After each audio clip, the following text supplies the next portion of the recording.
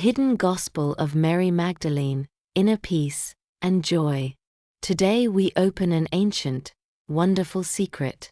The story of a woman who understood Jesus more deeply than almost anyone else. The story of Mary Magdalene. She was there when Jesus preached, when people were healed, when hope was born. She was there. Beneath the cross, at the tomb, she was the first to see the risen Lord, the first to spread his message. And yet she was belittled in history.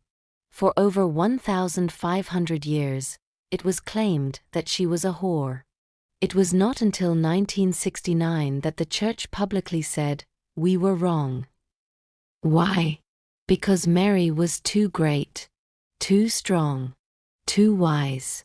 A woman as Jesus' favorite disciple, that did not fit into this world of power. But ancient texts, hidden, concealed, suppressed, tell a different truth. Mary receives deeper spiritual teachings from Jesus about inner salvation. The Gospel of Mary presents a special spiritual message. It shows a Christianity that points the way inward. God is within us. We ourselves are the key to salvation. The Gospel of Mary Magdalene was discovered in the 19th century. And there her true nature shines through. Teacher, prophet, bearer of Christ's inner teachings, spiritual leader of the first Christians. Mary was the voice of the heart, Peter the voice of the institution. Both were needed, but only one was allowed to speak. Here is an original text from this work. Peter said to Mary, "Sister, we know that the Savior loved you more than all other women. Tell us about the words of the Savior that you remember, that you know and we do not, or that we have never heard." Mary answered and said, "What is hidden from you, I will reveal to you. What is written in this gospel? A powerful message. The Son of God is within you. Follow him. Not, follow external rules. Not, follow a book without heart. Not, someone else will save you. But rather, the connection to God begins within you, in your heart, in your silence. This is revolutionary. To this day, Jesus says, "Receive my peace within you." Not, peace will come from outside. Not, the world must change for you to be well. He says, when you find peace within yourself, you will bring peace to the world. And we can learn this from very special people, children. Children don't need a perfect life. They need connection. That's why they laugh even in poverty. That's why they dance even in the dust of the slums. They still know that God lives in the heart. Mary Magdalene tells in her Gospel that the soul sets out on a journey. Through various powers, through fear, doubt, control, shame, and overcomes them. Don't let fear stop you. The soul is stronger than anything dark. Love is greater than any judgment. And the light within you burns forever. But when Mary tells the disciples about her vision, they doubt. Peter asks, "Did the Master really say such a thing to a woman?"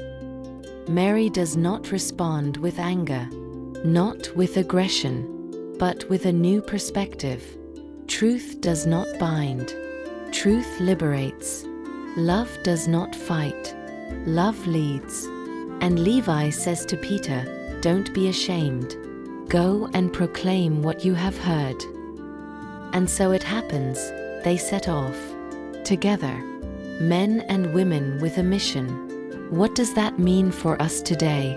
You can connect directly with the source, with God. You don't need anyone else's help to do this. You don't need to be morally perfect to be loved. You don't have to become someone else to be important. God is already there. In me and in you. In the midst of our everyday lives.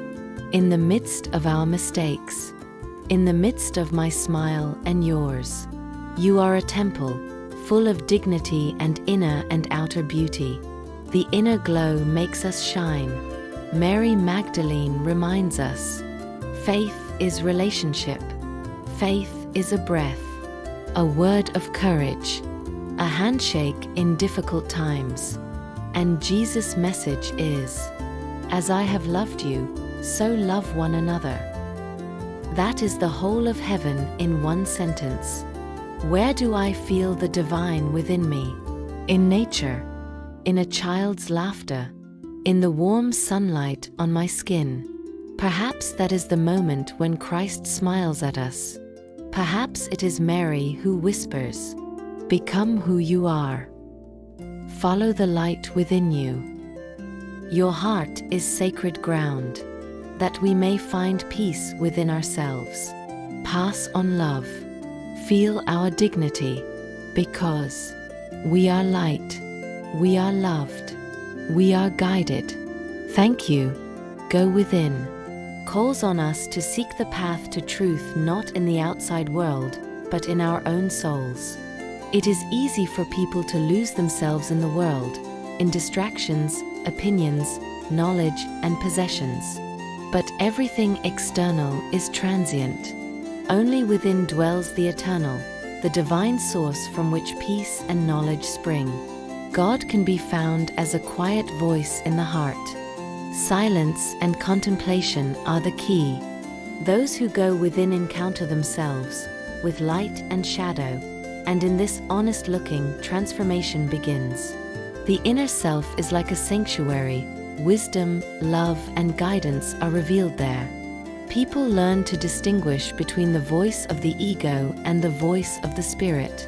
The more they listen, the clearer their guidance becomes. No longer guided by fear, but by trust. Many people have lost touch with this inner space because they are constantly striving outward. But true strength comes from retreat, from silence, from connection with God. Everything you seek is within you. The path inward is not a retreat from the world, but the source from which true action, compassion, and peace arise. Only those who have recognized themselves can transform the world.